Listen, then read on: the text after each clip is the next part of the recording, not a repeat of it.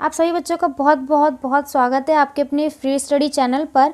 इस वीडियो में हम बात करेंगे BA program fourth semester second year वाले बच्चों के लिए पॉलिटिकल में, जिनमें आपको इंटरनेशनल रिलेशन के बारे में पढ़ना है। और इसमें हम बात करेंगे यूनिट सेकंड के चैप्टर 2 के पार्ट 3 में। समझ गए ना? टोटल आपको ओवरऑल 3 यूनिट पढ़ने हैं, जिसमें फर्स्ट यूनिट कंप्लीट हो गया है। ये आपका यूनिट सेकंड है। यूनिट सेकंड का चैप्टर 2 है और चैप्टर 2 पर ये पार्ट 3 है। ठीक है, इससे पहले पार्ट 1, 2 बनी हुई है। अधिकतर बच्चे आशा करते हैं कि वही वीडियो देख करके आए होंगे। नहीं देखिए तो बच्चों को जाके देखो, ताकि आप सीरियल वाइज अपने टॉपिक को अच्छे से कवर कर लो। अब देखो, थोड़ा सा ये देख लेते हैं कि इंडेक्स हमने क्या क्या पढ़ लिया था। हमने पहले में पढ़ा था पार्ट 1 में शीत युद्ध क्या है, एक एक डेफिनेशन पढ़ी, कब से कब तक चला, सब कुछ पढ़ा। शीत युद्ध हुआ क्यों अमेरिका और यूएसएसआर यानी कि सोवियत संघ के बीच, ये भी पढ़ा। कितने चरणों में हुआ, ये हमने पढ़ा था आधा। ठीक है, हमने पढ़ा, पहला चरण पढ़ लिया था, दूसरा भी पढ़ लिया था, तीसरा भी, चौथा भी। इसमें हम पढ़ेंगे 5वां, छठा और अंतिम चरण। ठीक, फिर उसके बाद हम हो सकता है तो ये भी पढ़ेंगे यूएसएसआर का पतन क्यों हुआ, यानी कि एक ही शक्ति अमेरिका क्यों बची और दूसरी शक्ति क्यों खत्म हो गई, ये हम पढ़ेंगे। तो देर ना करते हुए स्टार्ट करते हैं और सबसे पहले हम 5वां चरण समझते हैं। तो अभी तक हमने 4 चरण देखे। देखिए 5वें चरण में क्या हुआ। 5वें चरण तक बात आ गई थी क्यूबा मिसाइल संकट पर, और 1962 की बात हो रही है ये। ठीक है, 1962 की बात हो रही है। तो जब क्यूबा मिसाइल संकट हुआ था, इसी के दौरान दोनों प्रतिद्वंदी कौन कौन से, यूएसए और यूएसएसआर, हमने अच्छे से पढ़ा पिछले वीडियोज़ में। यूएसए और यूएसएसआर, ये दोनों जो महाशक्तियाँ हैं, इनका तनाव इस तरीके से बढ़ा कि लोगों को लगा क्या कि तीसरा विश्व युद्ध होके ही रहेगा, यानी अब विश्व को तीसरा विश्व युद्ध भी झेलना पड़ेगा, ऐसा लगा। लेकिन कंट्रोल हुआ। दोनों देशों ने एनपीटी पर हस्ताक्षर किया, परमाणु अप्रसार संधि पर हस्ताक्षर किया। विश्व को महसूस कराया कि परमाणु बम जो है बहुत ज़्यादा हानिकारक और विश्वनाशी है। इसका रोक पर आम सहमति भी हुई, और इसी आम सहमति के साथ 5वां चरण जो है शुरू हुआ। निकिता खुश्चेव ने अमेरिका की दोबारा से यात्रा की थी 1963 में। उसके अलावा दोनों देशों ने एलटीबीटी पर हस्ताक्षर किया, और 1963 में ही एनपीटी पर में भी शामिल हुए थे, एनपीटी पे। तो अभी तक जो है माहौल शांत था। फिर छठा चरण शुरू हुआ 1969 से 1978 तक।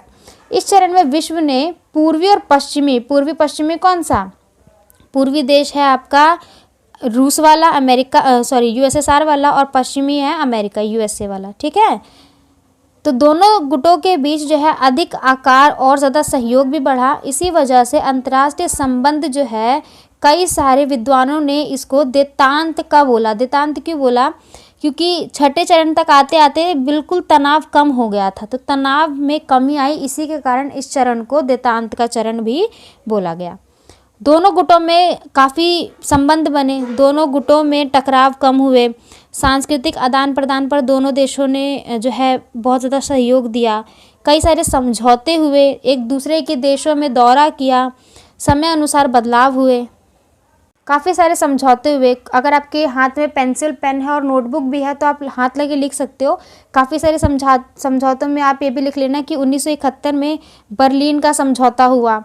ठीक, ये पॉइंट लिख सकते हो। उसके अलावा आप ये भी लिख सकते हो कि एक दूसरे के क्षेत्र में काफ़ी सारी यात्राएं की, कृषि पर सहयोग दिया, वैज्ञानिक विकास पर सहयोग दिया। ठीक है, ये सभी चीज़ें आप जो है अपने आंसर में लिख सकते हो। उसके बाद शुरू हुआ अंतिम चरण 1979 से 1989 तक। इस चरण को जो है नव शीत युद्ध का चरण बोला गया। क्यों? क्योंकि 1979 में यूएसएसआर ने अफगानिस्तान पर आक्रमण कर दिया था, और अफगान के जो राष्ट्रपति थे, जिनका नाम था हाफिजुल्लाह अमीन। ठीक है, तो जब हाफिजुल्लाह अमीन जो थे अफगान के राष्ट्रपति थे, इनकी कर दी गई थी मृत्यु। किसने करवाई थी? रूस ने करवाई थी उस समय पर अफगान के राष्ट्रपति की मृत्यु। और अफगान के राष्ट्रपति को मार करके बाबर कलम को उस समय पर अफगान का क्या बना दिया गया था? राष्ट्रपति। यानी कि हाफिजुल्लाह को मार करके बाबर कलम को राष्ट्रपति बना दिया। पश्चिमी शक्तियों ने क्या किया? अफगान का विरोध किया, और जो समूह था मुजाहिदीन, जो कि सोवियत सैनिकों के विरोध में था। यूएसएसआर को ये लोग नहीं पसंद करते थे, क्योंकि रूस ने यहाँ पर अपनी चालाकी दिखाई थी। रूस ने क्या किया, जो अफ़गान का राष्ट्रपति था उसको मरवा करके अपना कोई सहकारी बाबर कलम को वहाँ पर जो है राष्ट्रपति बना दिया था। तो ये चीज़ जो है मुजाहिदीन समूह को पसंद नहीं आई थी। ये समूह था एक, ठीक है, जो चाहते थे कि सोवियत संघ के जो सैनिक है वो बाहर निकल जाए। तो इन्होंने किया विरोध, और मुजाहिदीन और सोवियत के सैनिकों के बीच हुआ एक टकराव, क्योंकि ये तो चाहते थे वो निकल जाए और सैनिक जाना नहीं चाहते थे यूएसएसआर के। तो इनके बीच में टकराव हुआ, जिसमें हजारों की मौत हुई, कितने लोग घायल हुए, और इसी के परिणाम में ओलंपिक खेलों में भी जो है यूएसएसआर भाग नहीं ले पाया। तो ये सारे कारण जो है धीरे धीरे यूएसएसआर की शक्ति को कम करते चले गए। यानी कि अगर मैं 2 शब्द में कहूँ तो अंतिम चरण तक आते आते यूएसए की शक्तियाँ कम पड़ने लग गई। अब उसके पास शक्तियाँ नहीं, यानी कि अब उसका पतन, अब उसका समय ढलने का टाइम आ गया था। यूएसएसआर के जो है शक्ति कम होने के पीछे के कारण क्या क्या थे ये भी देखते हैं हम। अगर प्रश्न पूछ लिया जाए कि पूर्वी गुट क्यों डूबा, या फिर पूछ लिया जाए कि साम्यवाद का पतन क्यों हुआ, तो भी आपको वही आंसर देना है, क्योंकि साम्यवाद कहाँ थी, रूस में थी, यानी कि रूस की बात की गई है। सिंपल सा है। तो देखो इसके पीछे का कारण यह है कि एक साम्यवादी तानाशाही थे। साम्यवादी यानी कि जो साम्यवादी शासक थे ना, वो तानाशाही थे। तानाशाही कैसे थे, इनके समाज में जो लोग रहते थे उनको कोई स्वतंत्रता नहीं थी, कोई फ्रीडम नहीं थी। लोग अगर चाहे प्रशासन में हिस्सा लेने का तो कोई हिस्सा नहीं ले सकता था। अगर वहाँ की जनता चाहे कि सरकार के किसी कानून पर आवाज़ उठाई जाए तो वहाँ पर वो आवाज़ नहीं उठा सकते थे, क्योंकि सरकार उनको मौका ही नहीं देती थी। किसी प्रशासनिक तंत्र में भागीदारी नहीं, एक ही, और वहाँ पर एक ही पार्टी का शासन होता था जिसका नाम था कम्युनिस्ट, सीपीआई पार्टी, ठीक है। तो सीपीआई का जो उद्भव हुआ है ना, काफ़ी जगह आपने पढ़ा भी होगा, तो वो यहीं से हुआ था। तो सीपीआई पार्टी ही थी जो कि वहाँ पर होती थी। उसके अलावा किसी और पार्टी को शासन में आने का अधिकार नहीं था। अगर कोई व्यक्ति है, अगर कोई इंसान या कोई भी नागरिक चाहता है कि ये कानून ना उठाया जाए तो सरकार उसकी बात नहीं सुनती थी। तो ये क्या था, एक टाइप से नागरिकों के ऊपर अत्याचार ही तो था। भाई सरकार जो मन कर रहा है वो कर रही है, जो चाह रही है वही कर रही है। तो ये एक बहुत बड़ा कारण है इसके। उसके अलावा इसकी जो अर्थव्यवस्था धीरे धीरे गिर रही थी, क्योंकि जो उसके नौकरशाही थे वो उसके अगेंस्ट हो रहे थे। और अर्थव्यवस्था कैसे गिर रही थी, ये अपना आधा से ज़्यादा पैसा लगाती थी हथियारों में, बम बनवाएगी, बंदूकें बनवाएगी, ताकि हमें लड़ाई वगैरह करने में आसानी हो। इसके चक्कर में उसने क्या किया, सारा पैसा वहीं लगाया और अपनी अर्थव्यवस्था पर ध्यान नहीं दिया। तो ये भी बहुत बड़ा कारण माना जाता है। जन इच्छा की पूर्ति नहीं की। जन इच्छा की पूर्ति वाले वही पहला वाला पॉइंट आप लिख सकते हो। 1991 में जो बर्लिन की दीवार गिरी थी, ये बहुत बड़ा कारण माना जाता है। विघटन के बाद 15 अलग अलग गणराज्य निकल करके आए थे। उसके अलावा एक पॉइंट आप ये लिख सकते हो कि यहाँ की जो पार्टी थी सत्तारूढ़ थी, तानाशाही थी। और 15 गणराज्यों में आप ये पॉइंट भी लिख सकते हो कि सबसे ज़्यादा जो महत्व मिला था वो मिला था रूस को, क्योंकि 15 गणराज्यों से मिलकर के ही तो यूएसएसआर बना था, है ना।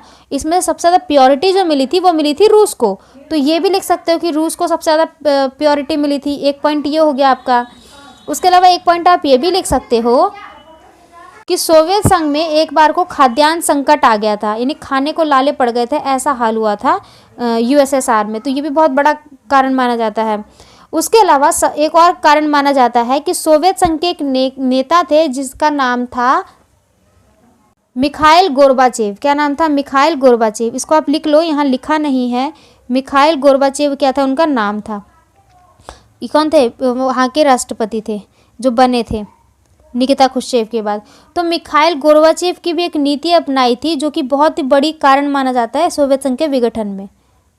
इन्होंने 2 नीति अपनाई थी, जिसे आप अगले पार्ट्स में पढ़ोगे एक्सप्लेनेशन के साथ। मैं 2 वर्डों में बता देती हूँ। मिखाइल गोर्बाचेव ने 2 नीति अपनाई थी। एक नीति का नाम था पेरेस्ट्रोइका और दूसरे का नाम था ग्लासनोस्त। यानी कि एक नीति अपनाई थी उन्होंने पुनः निर्माण की, और एक नीति उन्होंने अपनाई थी उदारीकरण की। तो ये जो नीति उन्होंने अपनाई थी ना, बहुत बड़ा कारण माना जाता है सोवियत संघ के विघटन का।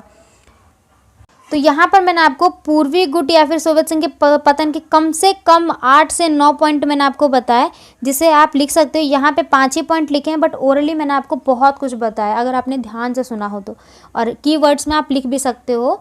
तो ये सब चीज़ें आपके एग्जाम में आएगा, इंपॉर्टेंट है ये बहुत ज़्यादा। तो वीडियो कैसी लगी बच्चों, कमेंट बॉक्स में कमेंट करके ज़रूर बताना। अब आपका जो है यूनिट 2 खत्म हो गया है, ठीक है, यूनिट 2 आपका खत्म हो चुका है। यूनिट 2 पर में 3 पार्ट है, ओवरऑल खत्म हो चुकी है। अब हम यूनिट 3 पर बात करेंगे। यूनिट 3 पर हम बात करेंगे, तो वो वीडियो है वो आप जा करके नेक्स्ट इसका पार्ट देख लो। बाकी अभी तक अगर आपने हमारा टेलीग्राम ग्रुप ज्वाइन नहीं किया है तो टेलीग्राम ग्रुप ज्वाइन कर लेना। और हाँ, अगर आपके फ्रेंड्स वगैरह में या फिर आपके कोई फैमिली वगैरह में कोई बच्चा फर्स्ट सेमेस्टर का है तो आप भी उनको ये चैनल सजेस्ट कर सकते हो, ताकि वो भी अपने एग्ज़ाम की अच्छे से प्रिपरेशन कर सके। ठीक, तो होप्स हो कि आप इतना सा काम ज़रूर करोगे, वीडियो को जितना ज़्यादा हो सके उतना शेयर करोगे, वीडियो को लाइक और चैनल को सब्सक्राइब ज़रूर कर देना। और अगर कोई डाउट है तो आप हमें कमेंट बॉक्स में ज़रूर बताना। बाकी जाते जाते एक होमवर्क लेते जाओ। आपको ये बताना है कि जो शीत युद्ध था, कोल्ड वॉर था, ये कब से कब तक चला था, ठीक है, ये आपको बताना है। तो फटाफट आप जाओ और जा कर के बताओ। और एक और बताना है, एक और क्वेश्चन है कि आपका क्यूबा मिसाइल संकट कब हुआ था, क्यूबा मिसाइल संकट कब आया था, ठीक है। ये 2 प्रश्न पूछे गए हैं, 2 के 2 प्रश्न के आंसर बताओ। होप्स आप सभी बच्चों ने वीडियो बहुत अच्छे से देखी होगी, एक एक डाउट क्लियर हो गया होगा। मिलते हैं अब अगली वीडियो में। Thanks to being and thanks for watching.